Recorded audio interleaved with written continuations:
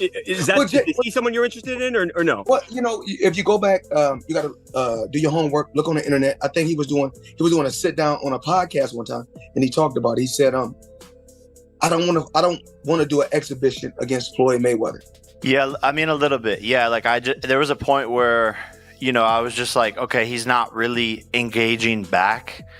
And so I don't know if he's tired or whatever, and I could just tell, his age was showing a little bit. Mayweather allegedly lost it on Jake Paul. The 27-year-old YouTuber defeated the boxing legend after 8 rounds at the Dallas Cowboys Arena in Texas. However, it was clear that from the onset, Tyson's age was a problem for and significantly contributed to his lackluster performance against Jake Paul. Following the fight, Floyd Mayweather has criticized the fight. He accused Paul of exploiting matchup against older men to make a quick buck.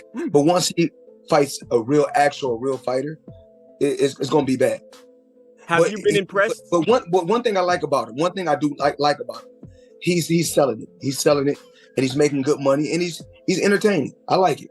Is he? And Floyd, there are many people who believe you're the most talented fighter ever. Period. So whatever you say to this question, I think is important. Are you impressed? Does he have boxing ability, or is he just an entertainer who has a lot of fans and can promote a fight and has fought lesser opponents, or is he actually talented? As long as he continues to fight MMA guys and YouTubers, he's gonna continue to look good and shine. But once he fights a real fighter that can really fight, it's not gonna be that good. Does he have the ability, with what you've seen, to continue to mold himself into somebody who can actually? He told me before his goal is to fight Canelo, so that's where his mindset's at. He get by Canelo. Talking about the boxing bout, the YouTuber dominated the fight against the former heavyweight champion and earned a unanimous decision, but many fans seemed to agree with Mayweather that the fight wasn't worth their time. Almost everyone agreed that the fight lacked a spark. On X, a user called the fight one of the more depressing fights he has ever seen. He pointed out that he didn't see what he expected from the fight, then criticized Jake Paul for looking less impressive in the ring, and pointed at his inability to knock out an old man. This statement echoes widespread criticisms of Jake Paul fighting retired fighters and those with significantly less experience in boxing than him. It is safe to say he only fights when the odds are highly in his favor. Criticize your decision-making when most boxers, we don't follow their career at this point. Yeah, I'm blessed to be in the position I am, to be highly criticized. That just means I'm doing something right. And no one has had a boxing career like mine. It'll be studied and judged, but I've risen to the top in 4 years because I've taken risks. I was the underdog all the way up until Nate Robinson, and that's something that people don't remember, don't give any credit to, but I put it on the line against some of the best in the sport every single time, and that's why I'm here on Netflix against the biggest name in boxing right now. Yes, this is Jacob Dedamore with The Ticket in Dallas. This question is for Jake. Jake, you were just talking about your career and how it's grown, and you've said in the past that you want to be taken seriously as a boxer. So if that is your goal, when can we expect you to start fighting legitimate contending fighters in your given weight class? I think you're the same from the other venue. I am. Despite his resilience and determination, Mike Tyson's age and fitness levels proved to be significant disadvantages for the former heavyweight champion. Therefore, lots of boxing experts and enthusiasts have asked questions about legitimacy of these fights. Jake Paul often involves himself in since he began to take boxing seriously. But are the criticism from Mayweather and other critics justified? Well, we have to follow the facts. Amidst the widespread criticisms, Jake Paul has reflected on his performance against Mike Tyson. He highlighted his dominance in the ring. He told the press, "After the fight, I didn't get punched or hurt." His statement reinforced his belief that he successfully handled the fight. It is no secret that Jake loves attention, has a natural flair for theatrics, so it wasn't a surprise when he labeled the fight the biggest fight outside Las Vegas. Round 3, Mike seemed to be running out of gas a little bit. You were working the jab really well. At any point, did you start to take your foot off the gas just a little bit because you noticed he was tiring out? Yeah, definitely.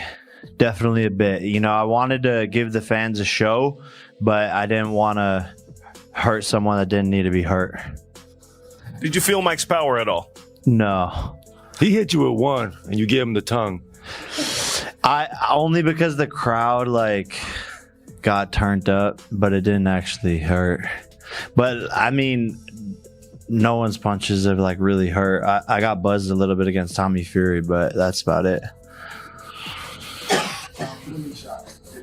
It didn't hurt. No, I was just off balance when Woodley hit me, but because I was throwing a check hook and I missed, and then my chin was open, and then he hit me and I went, whoa. But it didn't hurt. He boasted that the fight will be streamed on Netflix, which is one of the best streaming platforms on the planet. However, the number backs up his claims. The problem child pulled off a blockbuster in Texas last week. Maybe not in terms of fighting, but definitely in terms of hype. Nearly 70,000 spectators and millions more on Netflix watched his 8-round bout against Mike Tyson when they took each other on at AT&T Stadium on November 15th. The show featured the undisputed rematch between Katie Taylor and Amanda Serrano as well. And a legend, an icon in Mike Tyson, who came back and, put on an amazing show. We actually exceeded Floyd Mayweather and Conor McGregor in terms of commercial establishments that paid to show the fight. So Jake Paul, Mike Tyson, new record holders. And with that, we'll open it up for questions.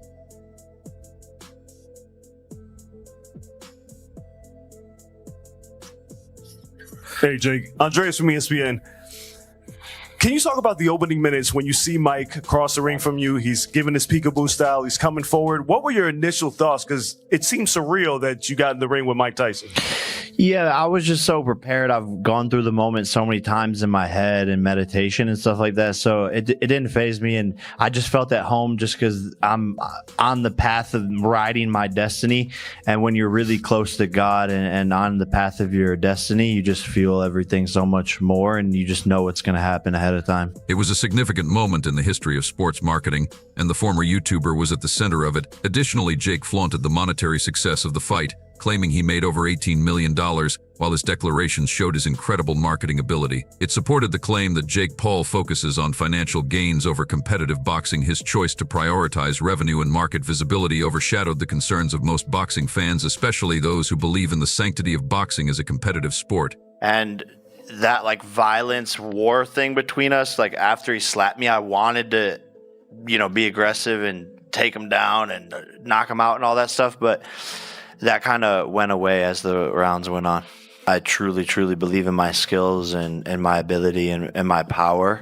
But it is not just boxing enthusiasts that are critical of Jake Paul's focus on financial rewards. Other sports personalities have voiced their concerns too. One of them is former NFL quarterback Robert Griffin III, suspected that Paul may have had ulterior motives in his fight strategy, suggesting that he was intentionally prolonging the fight in order to make it more lucrative. Jake Paul is carrying Mike Tyson through this fight he saw he hurt Mike with. The 3 jabs in a row in the second round and pulled all the way off the gas. Griffin wrote in a post on X. He continued saying he could have ended it there and in every round since smart business move by Jake Paul.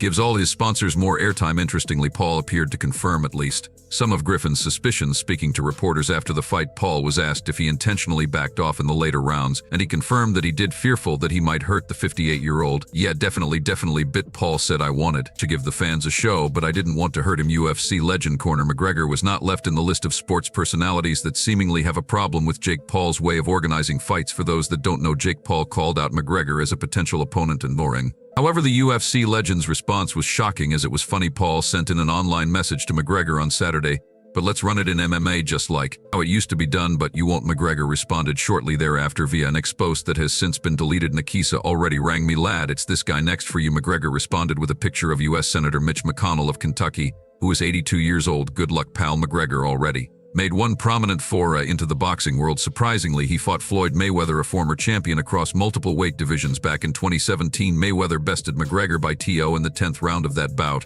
Floyd Mayweather, how do you think it went? I don't know. I feel like I lost a match. That's it. Just feel like I lost a football match or something. When we came in, you were sitting over there in the corner, kind of off by yourself with your family. Walk us through the last half hour since the fight has ended. I've been watching highlights, trying to figure out what's what.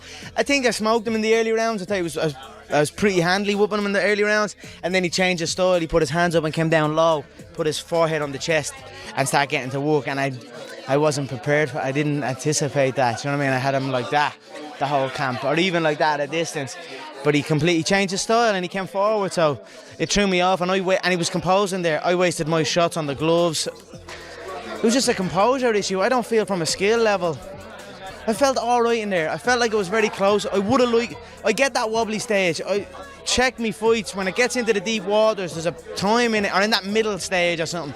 It Mayweather earned $100 million for that fight, while McGregor earned $30 million, which is significantly higher than what Paul is said to have earned. The number suggested is between $40 to $45 million for his fight against Tyson on Friday night, while Tyson pocketed around $20 million from the event. Also, combat sports analyst Ariel Helwani made a scattering comment on the fight. He stated that the only out that could have made people happy was if Tyson had defeated Paul. And what a journey and what an icon he is. But in the end, I thought he obviously looked very old. I have no interest in seeing him fight again. And I do believe that it is a little bit more competitive if it's the Mike Tyson of 2020, November of 2020, fighting on Friday, as opposed to the one that we saw on Friday. Do you guys remember how he looked against Roy Jones? And I know Roy Jones is older as well, but he moved much better in that fight. And just, he maybe wasn't as like built as and cut as he was, because he was very impressive on weigh-in day. But I thought he was just a lot smoother and fluid and looked more like his old self. Do you agree with that? Yes, absolutely. Yeah. And here's the thing. 4 years is a lot of time, but it's even more time when you're 58. When the end of that 4 years is 58. And going through what he just went through apparently in June. In the end, though, there's nothing that I could say in defense of the entertainment. His comment confirmed widespread belief that Jake Paul's victory over a 58-year-old Tyson lacked credibility. Helwani's statement resonated with those who described the fight as a mismatch organized to benefit the problem child. People have long doubted the legitimacy of Jake Paul's fights, with many strongly supporting the idea that Jake Paul carefully selects opponents to maintain his nearly perfect record. We can't forget that one loss to Tommy Fury. The fight against Tyson only fuels this opinion, hence the reason most fans hoped for a Tyson win to challenge Paul's narrative of dominance in the ring. But this controversy is just getting started. Jake Paul's rival KSI has joined the conversation, and you know it is about to get more serious. Let me ask you about Jake Paul, Mike Tyson. I called it a bank robbery because the money was good, right? They money was great for Jake and Mike, and I guess we felt hard done by. I mean, I kind of knew. I saw the 2 minute, I saw the 14 ounces. That gave me a feel that Jake would probably see openings. It's a 58-year-old Mike Tyson, the guy's a granddad. He would maybe box off the jab a little bit and it would go to points. That was exactly what we saw. They sold something very different to, I think, 90% of the world. I mean, what did you make of it when you saw it? It's a shame because, you know, a lot of people that watch the fight don't really watch boxing, so they probably thought the 58-year-old Mike Tyson was going to be the 18, 19-year-old Mike Tyson they saw back in the day and was going to absolutely destroy Jake Paul, not realizing that he is, well, Mike Tyson is an OAP.